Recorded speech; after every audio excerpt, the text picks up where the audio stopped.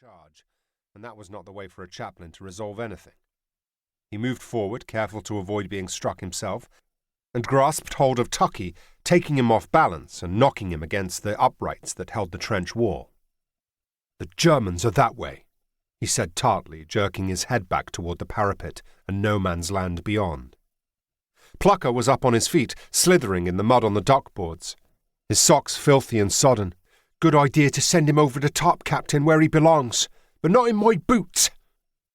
He was floundering toward them, arms flailing as if to carry on the fight. Joseph stepped between them, risking being caught by both, the worst part of which would be that then a charge would be unavoidable. "Stop it," he ordered briskly. "Take the boots off, none." "Thank you, Chaplain," Plugger responded with a smile of satisfaction. Tucky stood unmoving, his face set, ignoring the blood. "They ain't his boots either," he said suddenly, his eyes meeting Joseph's. A man appeared around the dogleg corner. No stretch of the trench was more than 10 or 12 yards long. To prevent shell fire taking out a whole platoon of men or a German raiding party making it through the wire. They were steep-sided, shored up against mudslides and barely wide enough for 2 men to pass each other.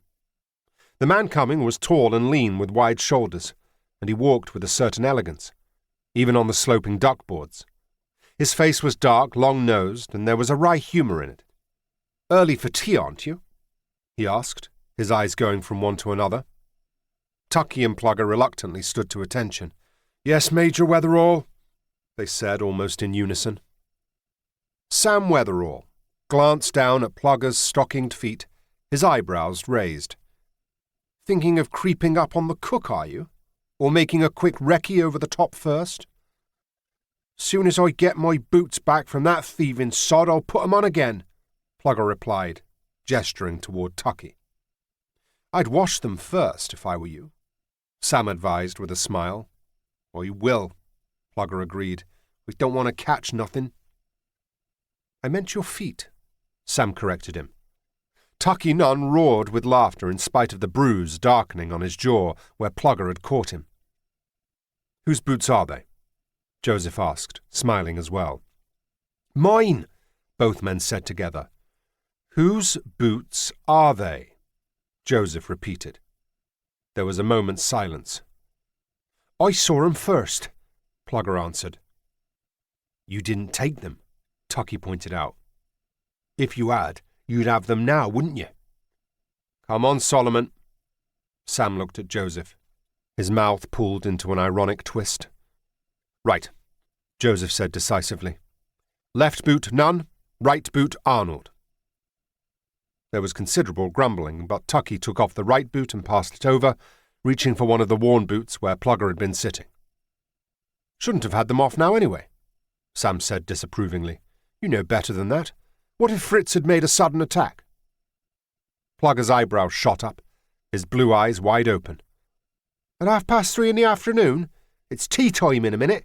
They may be sodding Germans, but they're not uncivilized. They still go to eat and sleep, same as us. You stick your head above the parapet, and you'll find he's nowhere near asleep, I promise you," Sam warned. Tucky was about to reply when there was a shouting about 20 yards along the line, and a moment later a young soldier lurched around the corner, his face white. He stared at Sam. "One of your sappers has taken half his hand off," he said, his voice high-pitched and jerky. "Where is he, Charlie?" Joseph said quickly. "We'll get him to the first aid post." Sam was rigid. "Who is it?" He started forward, pushing ahead of both of them, ignoring the rats scattering in both directions. Charlie G. swiveled and went on his heels. Joseph stopped to duck into the connecting trench leading back to the second line and pick out a first aid pack in case they needed more than the field dressing the wounded man should be carrying himself. When he caught up with them, Sam was bent over, one arm around a man sitting on the duckboards. The sapper was rocking back and forth, clutching the stump of his hand to his chest, scarlet blood streaming from it. Joseph had lost count of how many wounded and dead he had seen, but each man's horror was new and real, and it looked as if in this case the man might have lost a good deal of his right hand. Sam was ashen, his jaw clenched so tight the muscles stood out like cords. "We have to see it, Corliss." His voice shook in spite of everything.